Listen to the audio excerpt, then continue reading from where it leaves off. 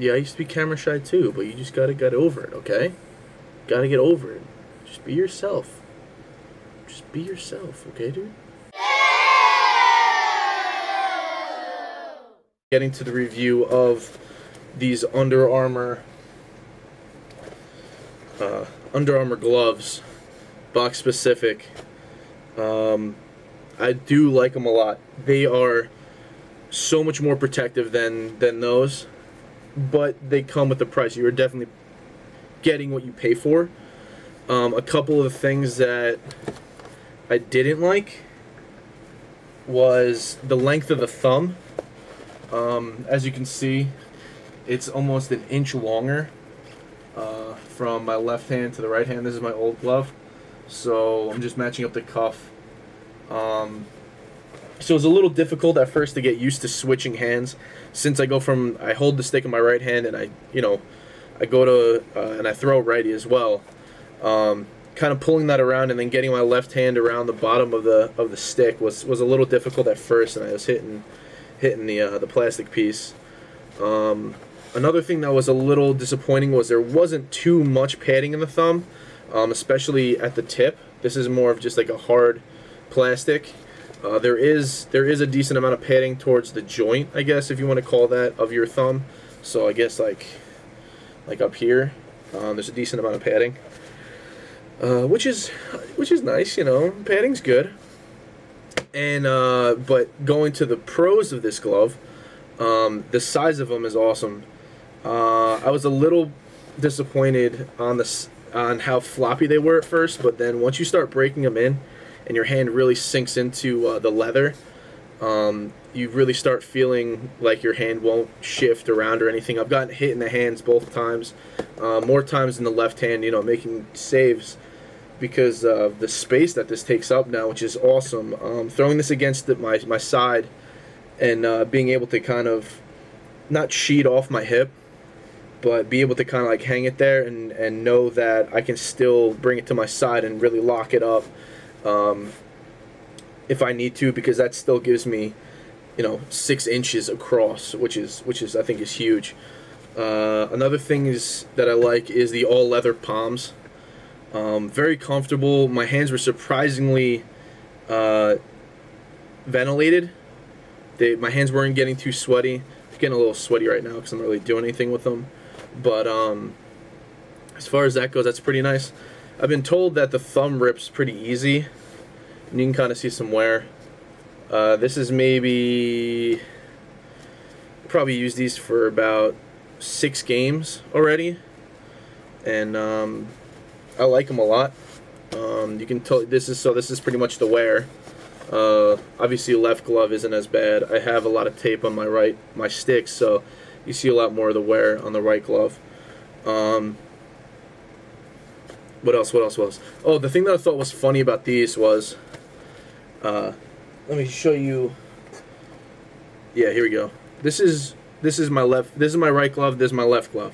So just the way that I taped this up, I thought was pretty interesting, because I just kind of layered the padding right on top of this. And what had happened before I fixed this up and I threw some more padding is I just had this one big piece of tape going across, and this pad was kind of floating, and I kind of found it nice because it was dampening the impact of the ball right on the pad, and then wasn't really sending too much of the shock through my hand.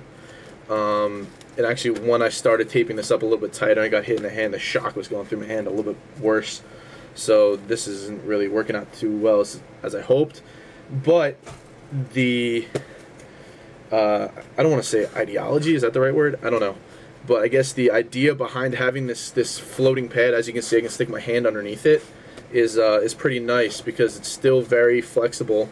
It's not really adding too much weight. Oh, that's another thing. The gloves are very light, I think, for the size. And I've gotten hit directly in the top of the pad, and I've actually felt this move a little bit, and it kind of gives the glove a little bit more give, instead of just taking the entire impact of the ball and sending it through my hand. I've taken a couple shots to the thumb. Again, I kind of touched on that. I can feel it, but it's definitely not as bad as taking a shot in the thumb with one of these. Again, you know, these are definitely more specific. If you have the money, I would recommend going for a box-specific glove, either the Fat Boy, these, or maybe even the Maxim Lax gloves coming out. I've seen some goalies take this pad and kind of throw this pad up, and gives you about another inch or so of padding. So I mean, I think this gives you pretty decent amount of padding as it is. So I'm gonna leave my finger there. That's my hand all the way in. All right. So you can see how much padding this actually gives you, which is pretty amazing to think about. So I haven't moved my finger. I throw that back on. All right. So that's pretty much where the cuff comes to, which is awesome because I've taken some shots in the higher cuff and I haven't gotten hit in the arm, which is really nice. So yeah, I hope you guys enjoyed this review. I know it was a little weird and different from my other reviews or my goofy videos or whatever else like that. But if you learned something, please leave a comment down below. If you have any questions, please let me know.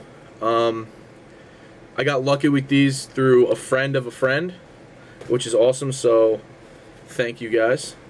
I'm sure if you ask around, you could probably find a pair of these. But always keep a lookout for the Fat Boys and box-specific gloves, because clearly they're made for box, and you know, hockey gloves are an okay alternative, but I would definitely spend some time in buying some extra padding to throw on there, but in turn adds a little bit more weight, and you know, it's not the prettiest looking thing, but they do work. They do work. I used it for 2 years.